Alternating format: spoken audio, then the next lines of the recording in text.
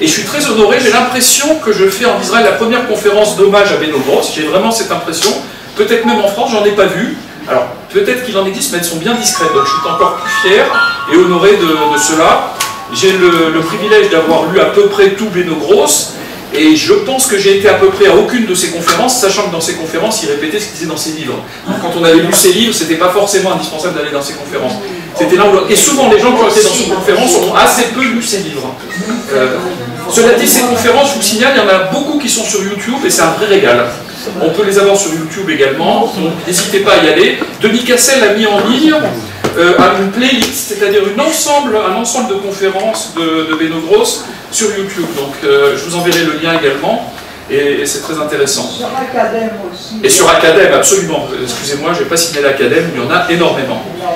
Je vois que les gens sont très vigilants. Alors, je voulais signaler aujourd'hui la coïncidence extrêmement frappante pour Beno Gross. Pour les shloshim de Beno Gross, il fait ses shloshim un jour particulier. Nous faisons cette conférence en date juive. Le Rav Kook, dont Beno Gross est le disciple, je dirais le plus grand connaisseur francophone du Rav Kook, c'est Beno Gross. Il n'y a pas de doute, c'est le connaisseur francophone du Rav Kook. Le Rav Kook fête aujourd'hui en date juive ses 150 ans. C'est pas rien. Il est né le 17 Elul, il y a 150 ans pile. Et les journaux israéliens célèbrent aujourd'hui les 80 ans de sa mort du Rav Kook en date Goy. Voilà, ils ont loupé la date juive. C'est formidable. Donc c'est les 150 ans de la naissance du Rav Kook aujourd'hui. Voilà, donc c'est pas un hasard. Alors donc, le professeur Beno Gross est décédé à 90 ans, et malgré son âge, il avait l'air toujours très jeune jusqu'à la fin. Il a été malade la dernière année, mais personne ne s'en est aperçu. Et il a écrit énormément, et dans les 18 derniers mois de sa vie, il est arrivé, malgré son âge, 90 ans c'est quand même un âge raisonnable, d'écrire 2 livres. Il est sorti, diffusé 2 livres. Et dont l'un sur le Shabbat et l'autre qui s'appelle Choisir la vie. Donc des livres qui ne sont pas évidents. Notamment, le Shabbat c'est un livre encore assez classique, mais Choisir la vie c'est un livre plus difficile. Donc une production énorme. Alors, en quelques mots sa vie, je ne vais pas faire les hommages classiques qu'il y a eu dans les journaux qui étaient assez creux. Les gens qui ne connaissaient pas bien la pensée du Rav Kook, du Beno Gross, qui ont fait souvent des hommages, donc ils ont raconté sa vie sans plus. Donc moi je vais m'attarder surtout sur sa pensée et sur les synergies entre Beno Gross et le Maharal de Prague, le Rav Kook et le Rav Soloveitchik. C'est ça qui est passionnant, comment Beno Gross est arrivé à puiser et à faire la synthèse de ces 3 penseurs. Et c'est la richesse de Beno Gross. Alors, il est né en 1925, donc à Strasbourg. Sa famille venait d'arriver à Strasbourg. Une partie de Pologne, une partie d'Allemagne. Donc, il est né à peine après cette immigration. Il a fait des études de philo d'abord à l'université de Lyon, puis à Strasbourg. Et en 67, donc à un âge assez avancé, il a reçu son doctorat de l'université de Strasbourg. Entre-temps, il n'a pas fait son doctorat tout de suite, parce qu'entre-temps, il a perdu un peu de temps, entre guillemets, en dirigeant l'école Akiba, ce qui fait qu'il n'a pas pu passer son doctorat aussi vite que quelqu'un qui n'aurait fait que des études. Alors, sa femme disait de lui, on lui posait la question, je vais faire beaucoup de citations, hein, c'est ça qui est intéressant, c'est faire parler les gens, connaître leurs pensées en direct et pas en différé. On demandait à sa femme et on demandait à lui quelle est la qualité dans votre couple. C'est un couple extrêmement uni, ils ont été mariés 65 ans. Alors, c'est quand même un bail. Alors, elle dit de lui, quelle est sa meilleure qualité? La capacité de Beno Gross à ne jamais faire de la shonara. Un grand travailleur, intelligent, communicatif, qui ne se met jamais en colère, et nous avons tous les deux beaucoup d'humour. Et on voit effectivement dans une des vidéos de Beno Gross, j'ai quand même vu ces vidéos, hein, chaque année il y avait une conférence de lui au centre Yair Manitou. La dernière c'était en 2015, c'était la dernière qu'il a donnée, c'était un hommage, on se doutait que c'était la dernière, hein, les gens s'en doutaient. Mais celle de 2014, il fait un jeu de mots extrêmement drôle sur la paracha de la semaine entre Kerry et John Kerry, qui était très actif, et un jeu de mots sur la paracha, donc assez amusant. Il n'hésite pas à faire ce jeu de mots alors que c'est un penseur sérieux. Elle a raison, il a de l'humour. Et lui, on lui demande quelle est sa meilleure qualité à Myriam, et il dit « Elle a introduit de la fantaisie dans notre couple, ce qui est le garant d'un renouvellement perpétuel, le rabbin qui nous avait mariés m'avait prévenu. » Donc on voit un couple uni. Malgré tout, Myriam, c'est pas une fille d'une famille humoristique. Son père était président de la Goudat Israël en France. Alors la Goudat Israël, comme sérieux, on fait pas mieux, hein, c'est extrêmement sérieux. Donc, et voilà, absolument. C'est une famille d'avocats. Elle était kiné de métier, hein, je vois que vous connaissez, mais son père était avocat. Elle était kiné. Mais elle s'est surtout occupée beaucoup de ses gosses. On va y arriver. Alors, il dirige l'école Akiba à Strasbourg de 48 à 68. Alors, sur la direction d'Akiba, il y a débat. Qui a présidé Akiba? Qui a fondé Akiba? Alors, au début, j'avais mis Benno Gross. On m'a corrigé, on m'a dit Dutch, comme vous. Voilà, erreur. En finale, c'est bien Benno Gross. Voilà l'histoire. Benno Gross a eu l'idée d'Akiba. Mais il a dit, je ne veux pas la présider. Et il a demandé à Dutch, j'ai fouillé le sujet, il a demandé à Dutch de la présider. Et le grand rabbin Dutch a accepté la présidence d'Akiba, mais une présidence honorifique, mais Benno Gross l'a dirigée. Mais la vraie idée et la vraie création, c'est de Benno Gross. Voilà. Et pour une raison qu'on ne connaît pas, il a demandé à Dutch de la présider, probablement pour être un peu plus libre de l'opérationnel et de faire moins de représentation. Alors, sa motivation, c'est la suivante. Il trouvait, jusqu'à la création d'Akiba, donc jusqu'à la Shoah plutôt, que, comme beaucoup de juifs en France, que la Révolution française avait libéré les juifs de France, avait amené des valeurs, les valeurs des Lumières finalement, en France et en Europe. Et donc le judaïsme, finalement, c'était quoi son boulot? C'était de démontrer qu'il n'était pas contradictoire avec les valeurs des Lumières. Donc le judaïsme devait faire un effort pour démontrer qu'il n'était pas en contradiction avec les valeurs des Lumières, sachant que les valeurs des Lumières, c'était les valeurs qui avaient émancipé les Juifs et à qui on devait tout. Donc le judaïsme, on était fidèle, évidemment, puisqu'on était pratiquants, fidèles au judaïsme, mais la rencontre des deux, c'était une rencontre où le judaïsme allait vers les Lumières et démontrait qu'elle n'était pas en contradiction.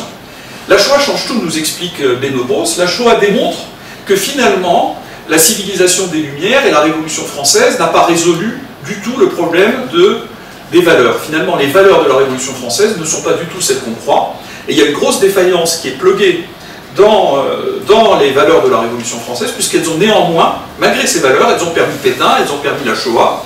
Et donc, il y a quelque chose qui est insuffisant. Et donc, le judaïsme a quelque chose à apporter. Il n'a pas à se mettre simplement en complément, à démontrer qu'il n'est pas contradictoire. Il doit apporter sa pierre à l'édifice, justement pour empêcher que cela puisse se reproduire. Il a du travail dans l'univers des nations, il a sa pierre à apporter, et sa pierre originale à apporter.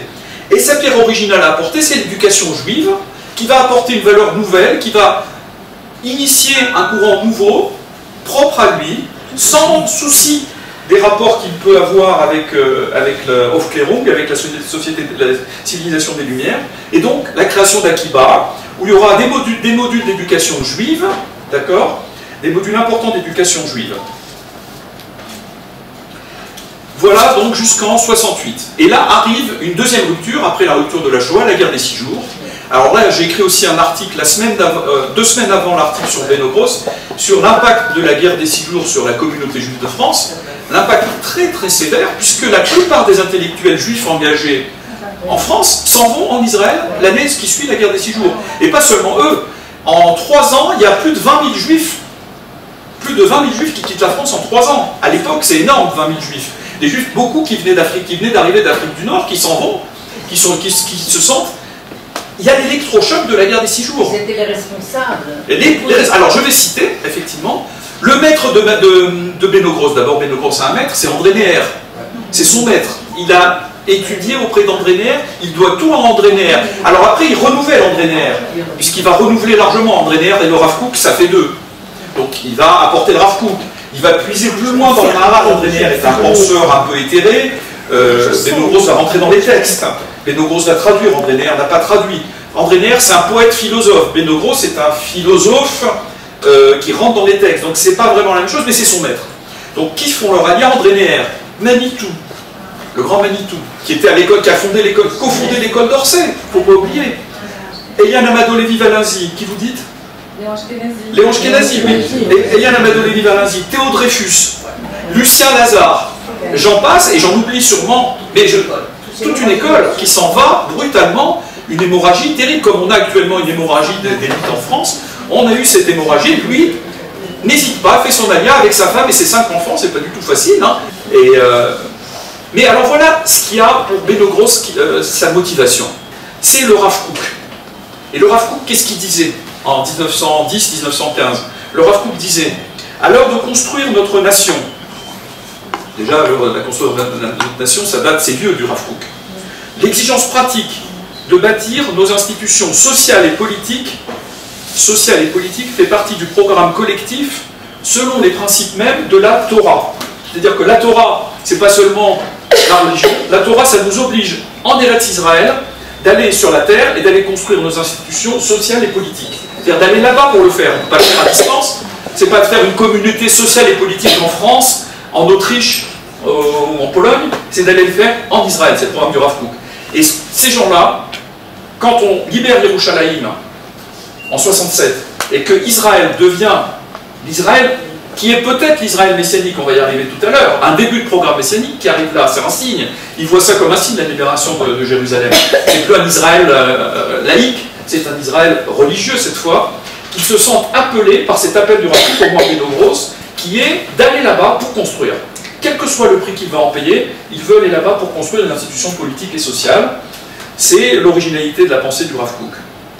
Alors en Israël, il dirige d'abord un lycée sioniste religieux pendant quelques temps, puis très vite, l'université religieuse d'Israël, c'est Bar Ilan, donc il en devient professeur de philosophie juive. Forcément, c'est son métier, puisqu'il a un doctorat de philosophie. Donc il ne va pas enseigner la philosophie dans l'absolu, il va enseigner la philosophie juive. Puis, un peu plus tard, il va diriger le département de philosophie juive de Bar Ilan, c'est déjà une prouesse. Et il va, à 63 ans, alors là c'est vraiment une grosse prouesse, diriger, il va être doyen de la faculté des lettres et sciences humaines. Donc c'est beaucoup plus large, les lettres et sciences humaines, que la philosophie. Donc ça c'est une prouesse de sa part, ça veut dire qu'il était très très brillant. Et il sera même professeur invité à Genève, Melbourne et Harvard. Donc c'est quand même très prestigieux. Voilà. Alors, voilà pour la biographie, je ne veux pas m'étendre davantage. Alors, on va prendre quelques zooms sur sa pensée. Alors d'abord, son optimisme philosophique et religieux. C'est un optimisme qui est l'optimisme de Maharal de Prague. Maharal de Prague, c'est un optimisme dans l'âme. Et c'est ce disciple de Maharal qui garde l'optimisme du Maharal. Alors, je vais vous donner des exemples concrets. Le Maharal écrit, fait une analogie, comme il aime les faire, entre Gola et Géoula. C'est-à-dire que dans la Gola, dans l'exil, est inscrite la Géoula, la délivrance. C'est-à-dire que pendant qu'on est en exil, on est sûr qu'on va être délivré un jour. Il y a cet optimisme chez Maharal de Prague. Et comment il voit ça? Gimel, Vav, Lamed, He, c'est Gola. Et Géoula, c'est Gimel, Aleph, Vav, Lamed, He. Donc les mêmes lettres avec le Aleph au milieu. Le Aleph de Dieu. Donc Dieu va venir nous prendre de Gola, nous amener en Géoula.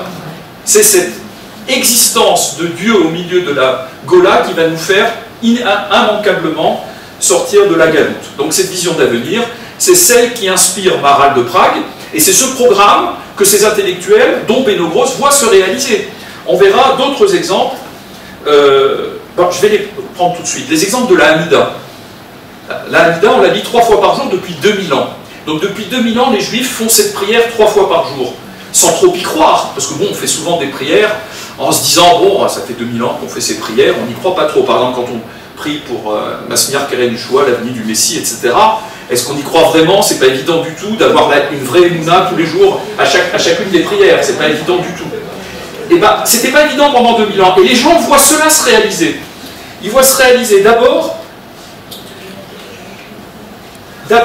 Goël Israël, qui délivre Israël, dans l'ordre que je dis, qui délivre Israël, Goël Israël. Mekabetz Nitramo Israël, qui rassemble les exilés d'Israël, c'est dans l'ordre de la Hamida, qui délivre le pays. Ensuite, qui rassemble les exilés, on les voit arriver progressivement. Ensuite, on voit Oef Tzedaka Mishpat, qui exerce la justice. Et quelle justice après la Shoah? On voit tous ceux qui avaient opprimé les Juifs, cette fois-ci, c'est pas comme les Égyptiens, etc., on les voit au tribunal. On les voit au tribunal. Nuremberg, on voit Eichmann, on les voit jugés. C'est formidable. Oef Tzedaka Mishpat, voilà le programme qui se réalise. Et après Mishpat, qu'est-ce qu'on a? Il faut Mishpat d'abord. Bonné Yerushalayim n'arrive qu'après Mishpat. Et qu'est-ce qu'il y a avant Bonné Yerushalayim? Il y a Eichmann, le procès d'Eichmann. C'est avant la libération de Jérusalem. Et c'est dans cet ordre que ça se passe. On a le procès Eichmann en Israël à Jérusalem, et après on a la libération en 67. Donc c'est dans cet ordre. Et les gens voient ce programme, Benogros voit ce programme, qui est inscrit dans l'ordre, qui est inscrit, se réaliser devant lui.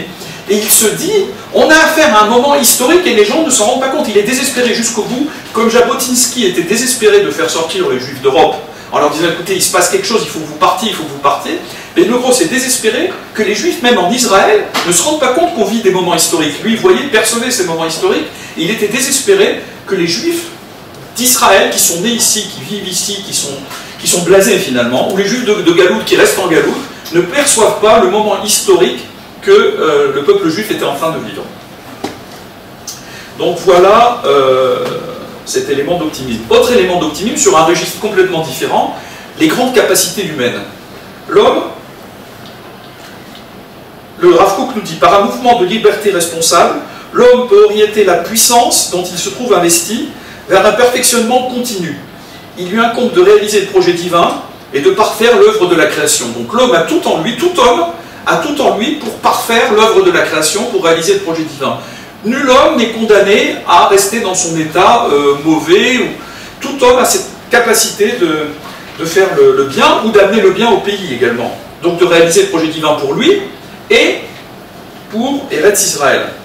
Donc progresser l'État, et c'est ce qu'Israël a fait pour Beno-Gross. Ce programme s'est réalisé non seulement pour les personnes qui veulent le faire, mais Israël est en train de réaliser ce programme, puisqu'au niveau technologique, Israël est en train de percer au niveau technologique dans le monde, et est en train de réaliser qu'il est doté de grandes capacités, et il est en train de mettre en œuvre les grandes capacités que Dieu lui a données. Voilà la vision de Beno-Gross. Mais cet optimisme, il est limité, parce qu'il y a aussi le pessimisme, et un pessimisme qui tranche avec la langue de bois qu'on entend, y compris même de Netanyahou, qui n'ose pas être aussi clair, et de la langue de bois qu'on entend de nos dirigeants communautaires en France. Il est extrêmement inquiet, plus qu'inquiet, il est persuadé que le judaïsme en Europe va disparaître. Voilà ce qu'il dit. Les réflexes européens en ce qui concerne les juifs n'ont pas changé. On dira que c'est de l'antisionisme, mais dans ce fond, c'est toujours une délégitimation de l'existence juive. Il dit « Je suis assez pessimiste sur le maintien du judaïsme en France. Je ne vois pas comment ce groupe pourra réussir à y trouver un avenir. » C'est fort, hein? La plupart du judaïsme européen est voué à quitter le continent. Alors là, si on ne peut pas plus clair, il n'y a pas de langue de bois là. Ça, c'est 2012. 2012. 2012. Alors c'est avant Charlie Hebdo, etc. Avant. Il a tout prévu. Mais bon, c'est une analyse froide, je veux dire, raisonnable. Moi, ça fait des années que je pense ça également. Enfin, on est nombreux à penser ça. Mais la langue de bois de nos Joël Merki, etc., Chaim Corset, etc., elle n'est pas là. Il n'y a pas de langue de bois chez Beno-Gross. Il voit deux dangers. Premièrement, la montée de l'antisémitisme, qui est maintenant de plus en plus grande, hein, dans les banlieues, etc. Mais deuxièmement, pas que ça, c'est celle dont je parle moi, et on est nombreux depuis de nombreuses années, bien pire que l'antisémitisme. La Shoah physique, à l'époque, maintenant c'est la Shoah de l'assimilation. Oui. Chaque année, on a 50% de mariages mixtes, hein, parce que c'est statistique. Ah oui, 50 ou plus. 50 ou plus. 50 ou plus. Aux États-Unis, c'est 60-70, et en France, c'est 50 ou plus. Donc, cette assimilation est en train de créer, qu'on le veuille ou non, une disparition du peuple juif, Angola, qu'on le veuille ou non. Et c'est une Shoah au sens brutal, mais le résultat est le même. Il y a de moins en moins de juifs, et avec ces deux paramètres, l'avenir des juifs d'Europe est, d'après Beno-Gross, foutu. Il est très pessimiste sur leur avenir. Par contre, il les incite, ce pessimisme ne reste pas un pessimisme, puisqu'il se transforme en optimisme. Il leur dit, votre patrie, vous avez une patrie, c'est plus comme avant. Vous n'êtes pas... Venez. Et venez, pour lui, voilà, alors je vais compléter, venez. Le venez, c'est pas une cause à effet entre la Shoah et Israël. Ne venez pas de manière défensive simplement, venez de manière positive. Pourquoi? Alors le Rav Kook pensait, c'est une pensée forte du Rav Kook, qu'Angola, le judaïsme, c'est un judaïsme individuel. C'est-à-dire, la relation entre les juifs et Dieu, c'est une somme de relations entre chaque juif et Dieu. Il n'y a pas de communauté réellement au sens réel. Chaque juif a sa relation avec Dieu. Il n'y a pas de relation d'une communauté à Dieu. La communauté, elle a une relation à l'État, par exemple. La communauté juive française, elle a une relation à l'État, avec le CRIF, etc., avec le consistoire. Le consistoire n'a pas de relation en tant que tel avec Dieu. C'est chaque juif qui a sa relation avec Dieu, au Chagim, etc. Donc en France, pour le Rav Kook, Angola, chaque juif a sa relation avec Dieu, c'est donc une somme de relations individuelles. Par contre, pour le Rav Kook, en Israël, sur sa patrie, on a une relation collective du peuple juif à Dieu. qui se rajoute une autre dimension. Et c'est cette dimension d'existence collective, un destin collectif, et ce destin collectif du peuple juif à Dieu n'est possible qu'en Israël. On avait ça avant la destruction du temple, grâce au temple. Maintenant, même si on n'a pas le temple, on l'a grâce aux institutions qu'on va construire en Israël. Et ce destin collectif, c'est le destin d'un peuple qui va construire sa propre destinée, et c'est cette destinée qui va avoir un rapport avec Dieu. L'État d'Israël va avoir sa relation, la relation du peuple juif sur sa terre à Dieu. Voilà une des motivations de l'Aliyah, de participer à ce destin collectif, de ne pas en rester à un destin individuel, mais aussi de participer à une aventure collective. C'est ce qu'il appelle une mutation d'identité, c'est-à-dire que l'identité juive, elle passe d'une identité individuelle à une identité individuelle plus collective. Et Beno Gross, ça c'est Beno Gross qui appelle ça une mutation d'identité. Il ne reprend pas le Rav Kook, là c'est un terme à lui. C'est pris de Mani, tout ça. Alors se pose la question, qu'est-ce que l'identité d'Israël maintenant? Alors le Rav Kook se posait déjà cette question. Le Rav Kook se demandait, Dixit, qu'est-ce qui pouvait unir des immigrants venus d'horizons divers? Il disait, voilà, il va y avoir des immigrants qui viennent déjà de son temps, il y avait de la Scala, de Russie, de Pologne, etc. De Russie. Qu'est-ce qui allait pouvoir unir des immigrants d'horizons divers qui vont venir à des moments différents? Il y en a qui vont venir en 1860, d'autres en 1880, d'autres en 1910, et il savait qu'il en viendrait après. Donc ils vont arriver de pays divers à des moments différents. Comment vont-ils fonder une société? Quel va être finalement leur lien, leur liaison? Réfléchit Beno Gross et il répond à cette question. La religion, c'est la colonne vertébrale du pays, c'est le lien, c'est la religion. Il n'y a pas d'Israël sans colonne vertébrale égale à la religion.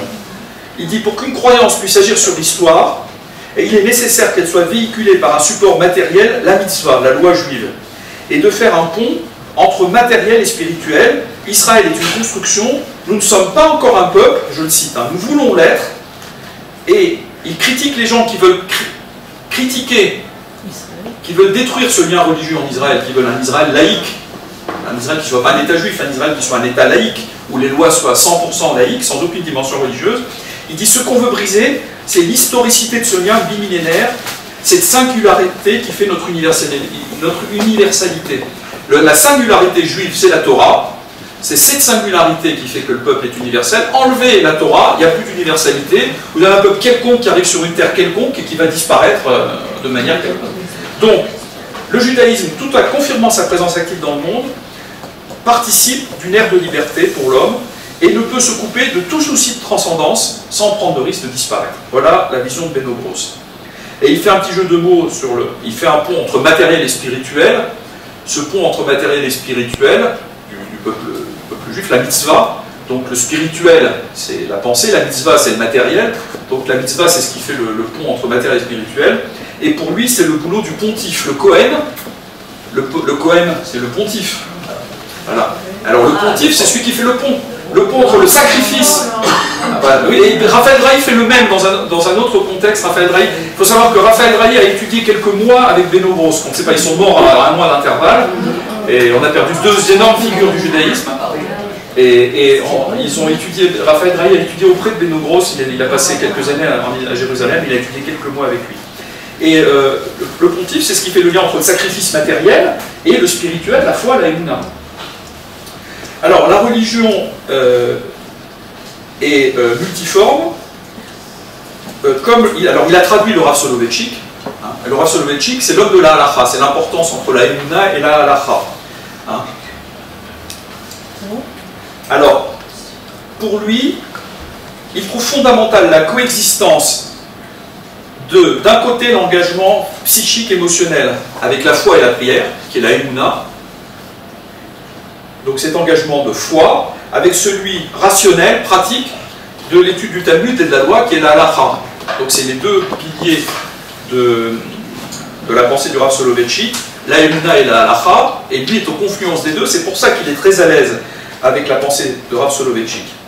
Alors maintenant, quelques parentés. Alors, le Rav Kook et le Rav Soloveitchik, le Maharal est un disciple des deux. Or, le Maharal est le père spirituel du Gaon de Vilna et de la Chassidoute. À la fois, les deux ont puisé pardon, à la source chez le Maharal.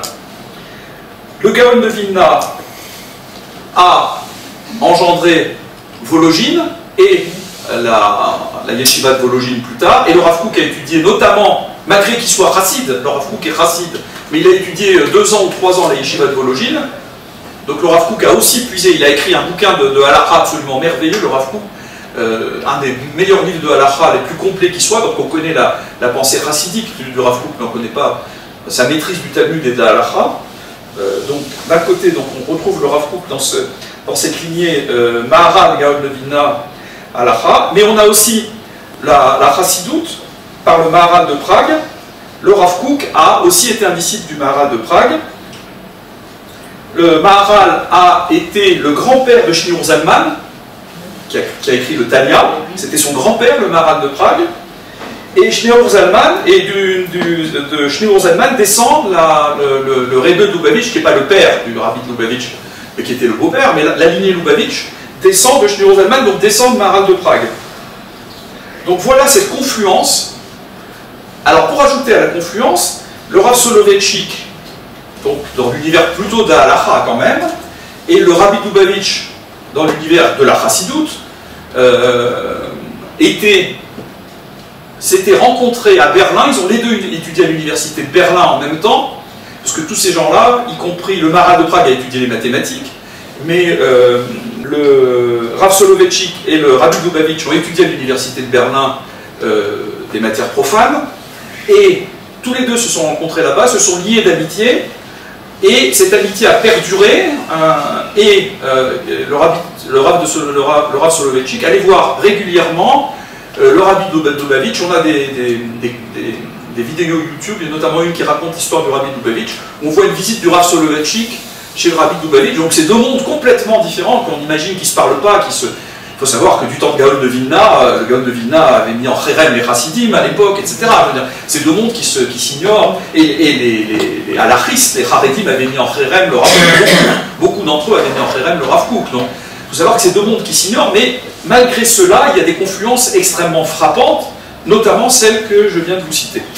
Et ces confluences, on les retrouve chez Benogos, qui se retrouvent à la confluence de ces mondes-là, entre Rav Kook, Maharal de Prague, et le Rav Soloveitchik, on le trouve lui-même à la confluence de ces mondes-là. Alors, il appelle Benogos à ne pas se replier sur soi. Israël, donc pas de repli sur soi. Donc Benogos est très branché sur le fait qu'Israël doit apporter sa contribution, ses valeurs à l'humanité. Alors elle ne doit pas, vous vous rappelez ce que j'ai dit au début, elle ne doit pas montrer qu'elle est en phase avec l'humanité, c'est plus ça, mais elle doit contribuer aux valeurs du monde. Elle ne peut pas rester repliée sur elle-même. Un Israël qui resterait replié sur ses valeurs n'accomplirait pas la mission que Dieu attend de lui. Voilà sa vision. C'est la vision du Rav Kook également. Le Rav Kook dit: Israël est au service de l'humanité entière. Le sionisme répond à cette vocation profonde. Le sionisme a la vocation d'être au service de l'humanité. Ce n'est pas le sionisme pour lui-même. Alors voilà ce que nous dit Benogos, la Brioute. Lire, traduire et étudier. Pourquoi? Pour mieux comprendre, penser et créer. Le judaïsme n'a jamais cessé de regarder le monde en face, d'affronter son actualité.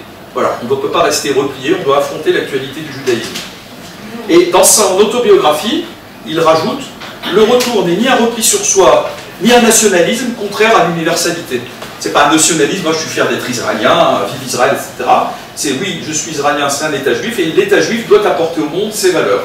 Et là, il prend sa dimension. S'il n'apporte pas au monde ses valeurs, si c'est un simple nationalisme parmi les autres, le nationalisme de la France qui gagne la Coupe du Monde, etc., il n'a pas de pérennité. Il cite le Rav Kook, un grand principe dans l'affrontement des idées. C'est quoi? Toute idée qui vient contredire une idée de la Torah, est-ce qu'elle doit être éliminée? Non, elle doit d'abord être contredite. On ne doit pas dire elle ne contredit les valeurs de la Torah, donc on l'ignore. Non, on doit essayer de la contredire. Le Rav Kook nous dit on doit construire le palais de la Torah au-dessus d'elle. C'est-à-dire on doit la contredire et construire une série d'arguments. Cette série d'arguments, il appelle ça le palais de la Torah, entre guillemets. Et elle va nous servir à nous élever, nous, en répondant à cette contradiction, on va être élevé, et on va encore mieux révéler la connaissance juive. Donc répondre à une contradiction, c'est répondre à un défi, et les défis nous font progresser entre eux. Ça c'est mon vocabulaire, un défi nous fait toujours progresser. Voilà probablement ce que le Rav Kook pensait. Mais évidemment dans des frontières sûres et reconnues, c'est-à-dire sans laisser tomber notre religion. Donc toujours en répondant par la Torah. Alors, quel était finalement son exemple? Alors ici, comme exemple, la yeshiva de la famille Bochko. Voilà l'exemple typique pour lui d'une synthèse réussie entre le sionisme et l'orthodoxie stricte. La yeshiva de la famille Bochko, depuis 90 ans, de Montreux jusqu'à Echal Eliaou, près de Jérusalem, donc 90 ans, 4 générations. Il l'a fréquenté depuis quel âge? Oh, très jeune. 13 ans. Et pour la première fois, il a gagné une bourse d'études à Montreux, du temps de Eliaou Bochko, le père de Rav Moshe Bochko. Le père de Rav Moshe Bochko, le grand-père de Shaul David. Et il raconte qu'il a été passé donc, un séjour de 3 mois, et quand il est parti, il raconte, j'ai retrouvé tous ces textes, donc je vous enverrai le texte, ils sont sur Facebook, hein, tous ces textes sont sur Facebook, je les ai mis. Il raconte que quand il était sorti de ce séjour de 3 mois, le Rav Eliaou, le grand-père, donc l'a accompagné à la sortie, elle lui a dit, tu vois ce qu'il y a écrit, il y avait un psaume, je vais vous citer, qui écrit au frontispice de la yeshiva, psaume 34-12, allez enfants, entendez-moi, je vous enseignerai la crainte de Dieu. Et il dit, allez enfants, ce qui est important, c'est pas quand on rentre à la yeshiva, c'est quand on en sort. Ce qui est important, c'est qu'on sorte avec les valeurs de la yeshiva. Rentrer, c'est bien, c'est facile de rentrer à la yeshiva. Ce qui est important, c'est d'en sortir marqué par la yeshiva. Et voilà. Et cette pensée de Eliaou Bochko l'a marqué toute sa vie. Et Beno Gross raconte dans son autobiographie, c'est dans son autobiographie, il raconte qu'il a été marqué toute sa vie par cette pensée. Ensuite, il est retourné enseigner à la yeshiva de Rav Bochko, il a enseigné de nombreuses années. Il a étudié avec le Rav Weingort, la halacha, il a enseigné à la yeshiva de Rav Bochko, et il a toujours dit que cette yeshiva insiste, je cite, sur le sérieux de l'étude, les valeurs de l'éthique, les devoirs et l'ouverture envers le prochain. Donc voilà, il trouvait que c'était le meilleur exemple de synthèse, la synthèse la plus réussie entre l'éthique, l'ouverture. Je trouve aussi, hein, que c'est, pour ma part, que c'est la synthèse la plus réussie. Ce qui ne veut pas dire qu'il y a des yeshivotes extrêmement sérieuses, comme les yeshivas de Mir, où on apprend le Talmud de manière exemplaire. Bon, voilà, il y a des yeshivotes qui sont exemplaires aussi. Chacune apporte une pierre à l'édifice. La yeshiva de Mir est absolument exemplaire. Et puis c'est des milliers d'élèves qu'on forme à la yeshiva de Mir. La yeshiva du Rav Bochko, c'est des centaines d'élèves, donc c'est pas du tout la même échelle. Donc chaque yeshiva a ses valeurs. Mais la yeshiva du Rav Bochko a cette valeur de faire cette synthèse. Voilà. Lors du dernier hommage qui lui a été rendu, je pense que les gens savaient que ce serait le dernier hommage en mai 2015, c'est Ami Yom Yerushalayim. Bravo, je vous étiez. Et de quoi il a parlé? Il a parlé de l'éducation, parce que son boulot, il se voyait avant tout pas comme un penseur, mais comme un enseignant, comme un formateur. Je cite, pour résumer son apport au monde, je le cite. Une visée pédagogique a orienté mon engagement existentiel. Et son parcours, il cite, de l'école Akiba à Bar-Ilan, 2 postes d'enseignant. Mes œuvres n'ont pas été composées pour exposer une construction conceptuelle qui serait une fin en soi. C'est pas un penseur pour lui, je ne suis pas un idéologue, je ne veux pas vous importer des idées, c'est pas mon but. Mais pour former leurs lecteurs en engageant l'intégralité de leur personne. Donc former, donc je suis un formateur, et pas vous former pour vous former, comme vous formez aux mathématiques ou vous formez à une science, pour vous former pour vous changer, pour que vous puissiez changer avec cette formation. Donc former pour changer l'intégralité de leur personne, pour transformer leurs aspirations spirituelles et leur rapport au monde. Voilà comment Beno Gross a voulu qu'on le résume. Et donc je voudrais le résumer comme ça également, puisque c'est comme ça qu'il l'a voulu, et je trouve que ça le résume effectivement beaucoup, parce que quand on voit le temps qu'il a passé à donner des conférences, mais vraiment sans arrêt, il a écrit plus de 20 livres, c'est un formateur infatigable. Voilà. Alors maintenant, 2-3 exemples de pensées concrètes. Très bien. Alors, premier exemple, la centralité de la terre d'Israël. Alors, on va voir Maharal et le Rav Kook, avec Beno Gross. Toujours, on va apprendre à penser des 3. Sur la centralité de la terre d'Israël, voir Soloveitchik, c'est pas son sujet. Hein. Alors, le Maharal et le Rav Kook s'appuient tous les deux sur l'approche du Midrash qui est conceptuelle et sur une approche métaphysique. Hein. hein, les deux. À la fois le Midrash avec des concepts qui sont véhiculés, et puis une métaphysique, une sorte de métaphysique, c'est-à-dire une transcendance.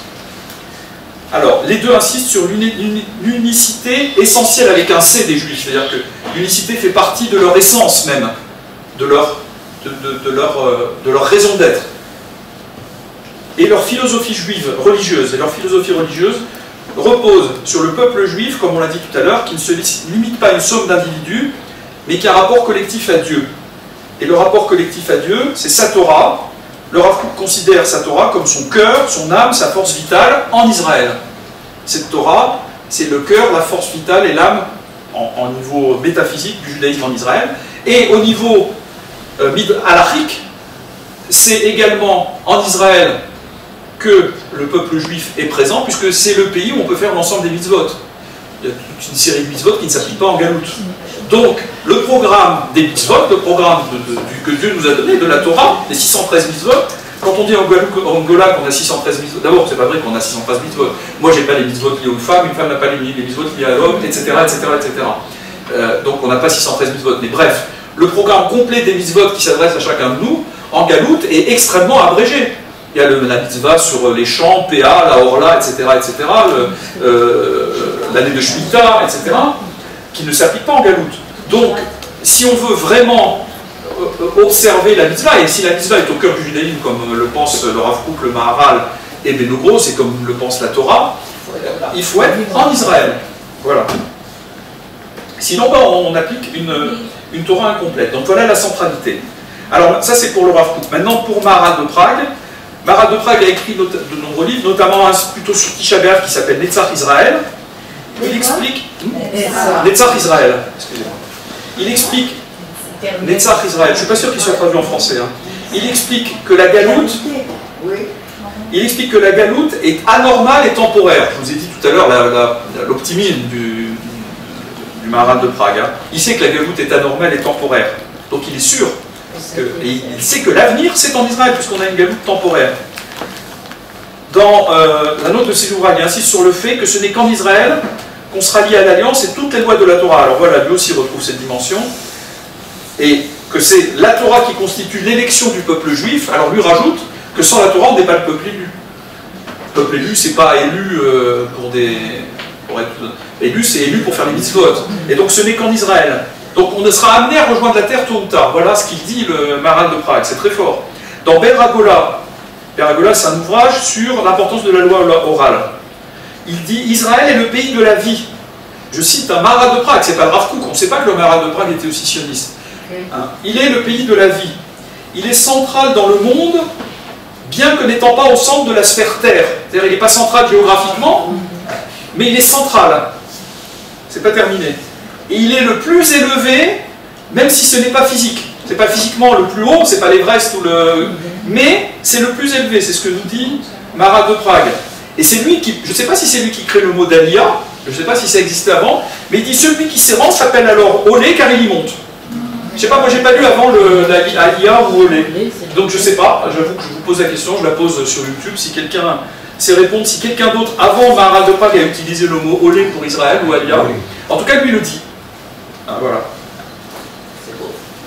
Alors, tous les attributs ne peuvent s'exprimer qu'en Israël. Alors le Rav Kook, Maharal cite le même verset qu'on retrouve dans Shmuel Bet et dans Divrei Melachim, Aleph. Kamecha ke Israël goy echad ba'aretz. Alors, c'est traduit dans la Bible, dans les Bibles françaises, goy ou juives, d'ailleurs la Bible du rabbinat. C'est normal, la traduction littérale, c'est pas du tout l'interprétation qu'ont font le Rav Kook et le Maharal de Prague. La traduction littérale, c'est « Y a-t-il un seul peuple comme Israël sur la terre ?»« Kamecha ke Israël goy echad ba'aretz » sur la terre, y a-t-il un seul peuple comme Israël sur la terre que Dieu ait délivré des peuples. Voilà, ça c'est le verset Stam, il n'y a aucun sionisme dans ce verset. Tel qu'on le traduit, c'est plutôt que Dieu est venu chercher les bénis d'Israël et les a délivrés. Voilà. Seulement, vous savez que le Midrash fait des lectures un peu particulières. Et Maharal et le Rav Kook le lisent comme ça, ce verset. Kamecha ke Israël, comme un peuple comme Israël, goy echad ba'aretz, un peuple uni sur la terre. La terre, c'est la terre d'Israël. Non, pas en général, justement, ils ne disent pas comme ça. Eux, ils disent sur la terre, sur sa terre. sur la terre d'Israël. Donc c'est un peuple uni. Ah, le peuple d'Israël, il n'est le peuple d'Israël que sur la terre, là, laquelle, là, avec un grand L, là, la terre d'Israël. C'est comme ça qu'ils le lisent. Ils ne le lisent pas de la manière classique. Ils en font une interprétation, ils l'utilisent dans le sens sioniste. Voilà la centralité de la terre d'Israël. Je vous ai donné des petits exemples. Il y a des dizaines de pages, beaucoup plus évidemment dans Rav Kook que dans Maharal. Hein. Mais Maharal, je vous ai cité quelques exemples, il existe beaucoup de passages de Maharal également qui mettent la centralité. Et j'ai pas eu de mal à les trouver, ces passages-là, je veux dire, j'ai pas cherché pendant des heures. Bon, alors évidemment, le Rav Kook, il y en a plus. Alors, dernier zoom que je voudrais faire, c'est le concept de Teshuvah, c'est très intéressant, pour le Rav Kook et Beno Gross. Là, je m'arrêterai juste au Rav Kook, pour ce concept de Teshuvah. Alors, Beno Gross, justement, le Maharal parle beaucoup de Teshuvah, mais le Beno Gross a traduit du Rav Kook, c'est vraiment le connaisseur en France du Rav Kook. Dans le monde anglo-saxon, il y a 3 ou 4 connaisseurs, ils viennent de sortir Oroth. Si vous lisez l'anglais, je vous recommande. Il n'y a pas besoin de savoir lire. D'abord, vous avez l'hébreu en vis-à-vis. Moi qui suis un mauvais hébraïsant, c'est un vrai régal, parce que le Rav Kook écrit dans un hébreu on croit être difficile, mais c'est un hébreu biblique, c'est très biblique.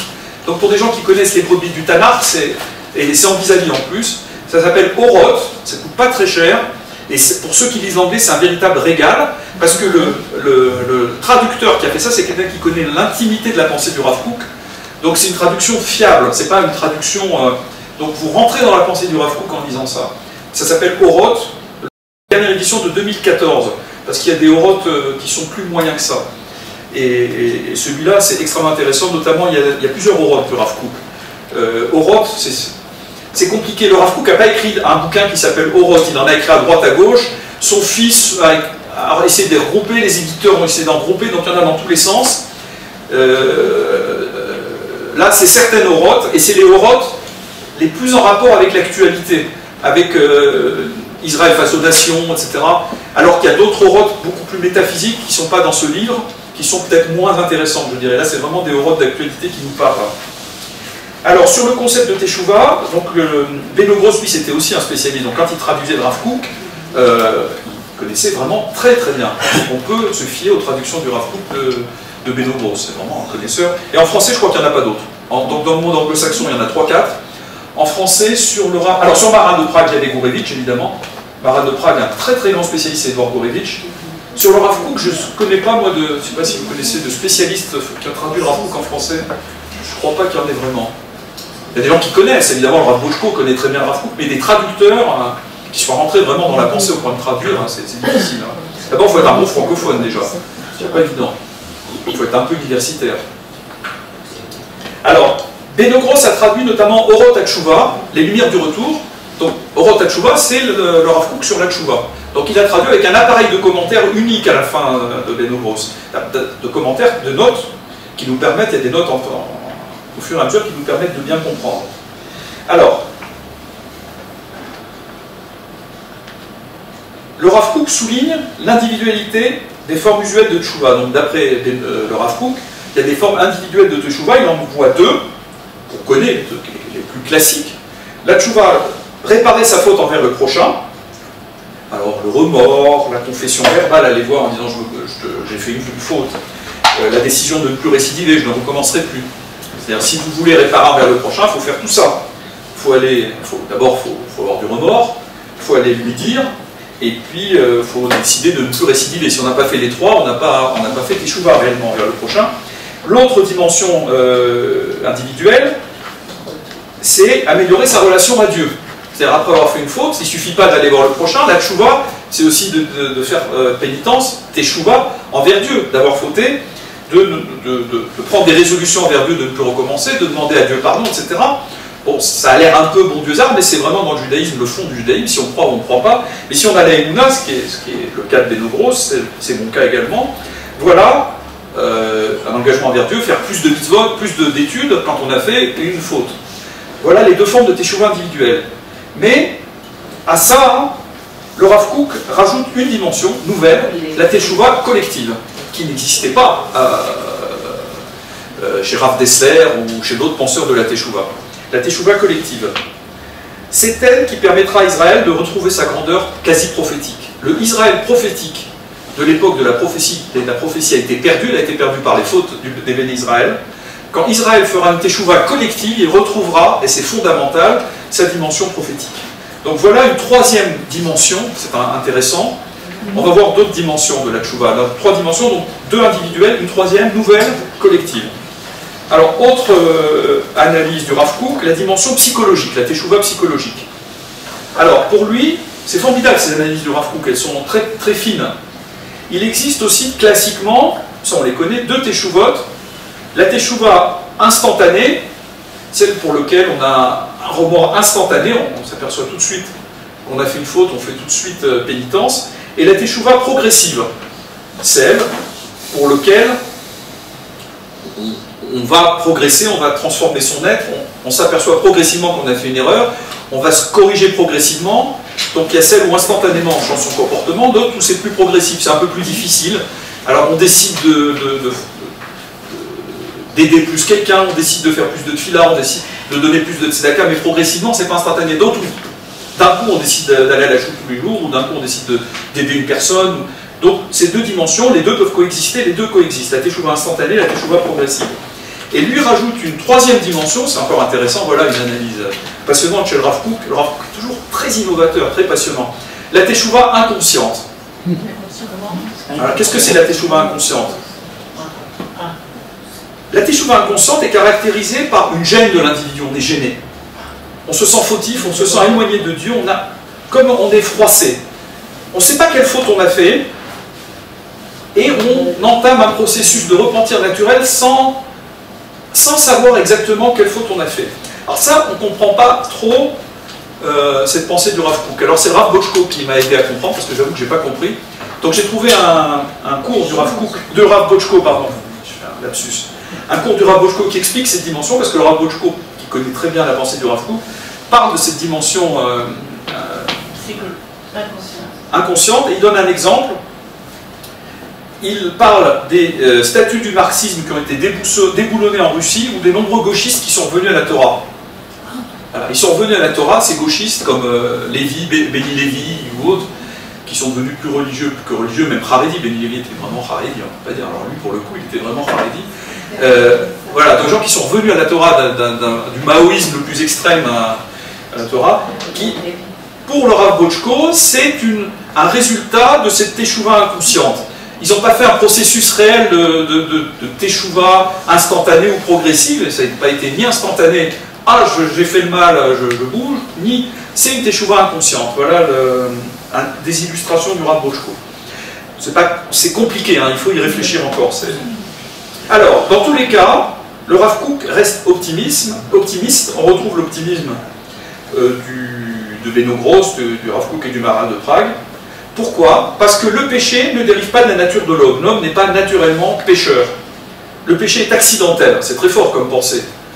Chez les protestants, hein, les calvinistes, il y a des hommes qui sont pécheurs quoi qu'il arrive, ils ne pourront jamais faire teshuva.